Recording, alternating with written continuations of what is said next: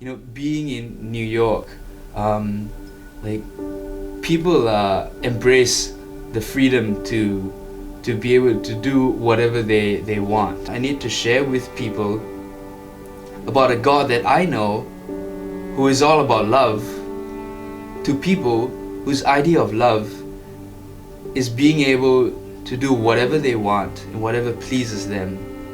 I wasn't really comfortable with people reaching out to others.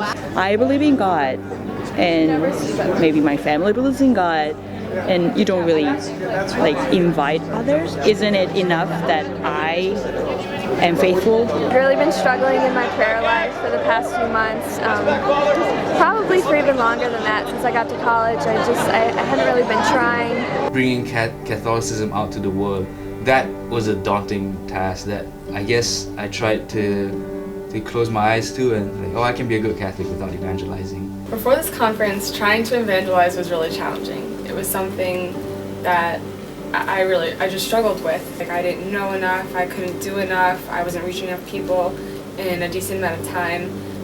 I didn't know what to say, I didn't have the right tools, I just wasn't equipped. I needed something. I needed tools.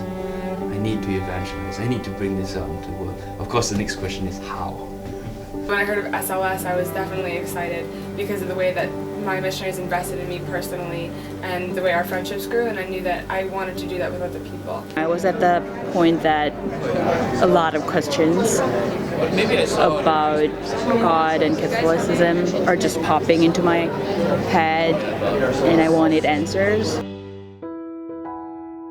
When SLS came up, it seemed like the perfect opportunity to go deeper into my faith.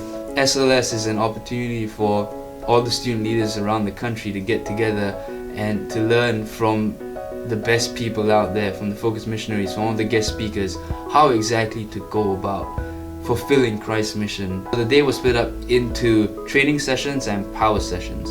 In the training sessions, we were split up into small groups where each of us would learn different topics, for example, prayer, evangelization, and how to lead small groups. So we would do that in the training sessions, and then in the afternoon we'd get back into our groups for the power session, where we would then teach that to the rest of our group. It's all about teaching students to teach fellow students.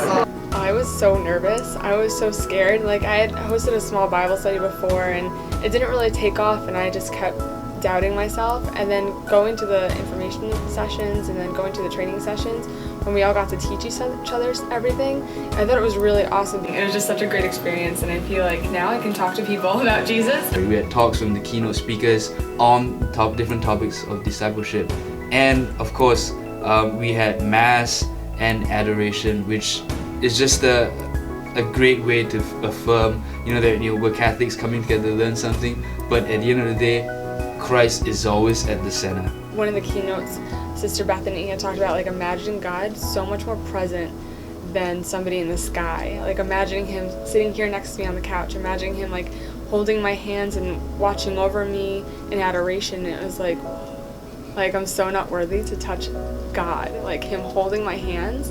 And at first, to be very honest, I kept imagining myself pulling away, I'm not worthy of you to hold my hands. It was so intimidating. And then it's he wants that intimacy with you, and he wants to feel that love. When I came here, I was able to learn new ways to pray, and I brought all of that to adoration with me. And for the first time in what felt like my entire life, I was comfortable just laying it all out in front of the Lord. All these things that I had been avoiding praying about or thinking, I just shouldn't bother God about it.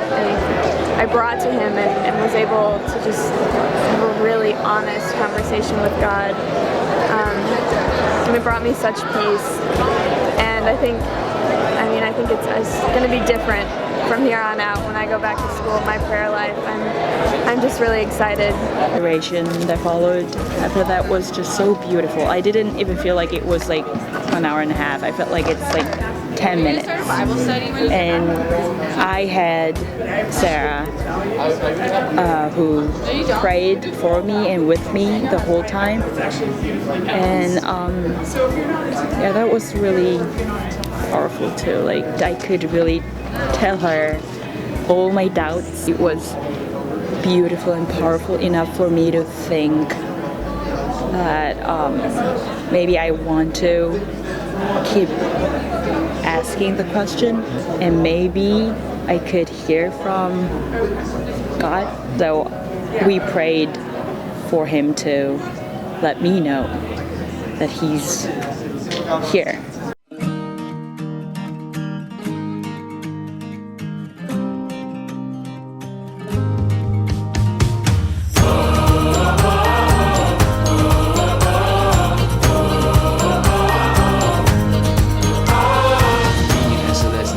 Sheer number, we're talking about thousands of students all lit on fire.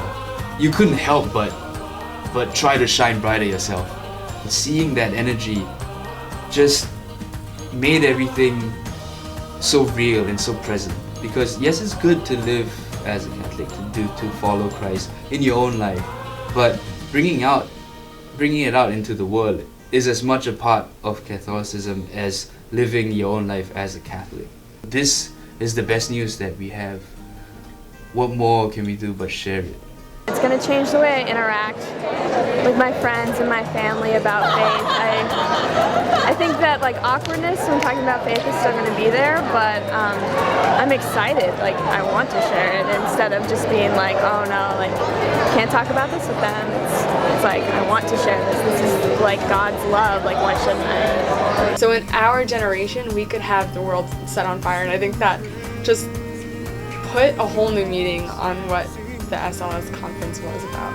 Getting an opportunity to go to something like SLS, it's something that will last us throughout our life in college and beyond. All of us who got a chance to go to SLS through the help of the donors and the benefactors, there's this immense gratitude. They don't know anything about me. All they know is that they're investing in somebody to go learn about Jesus, or like more so that they can make more disciples.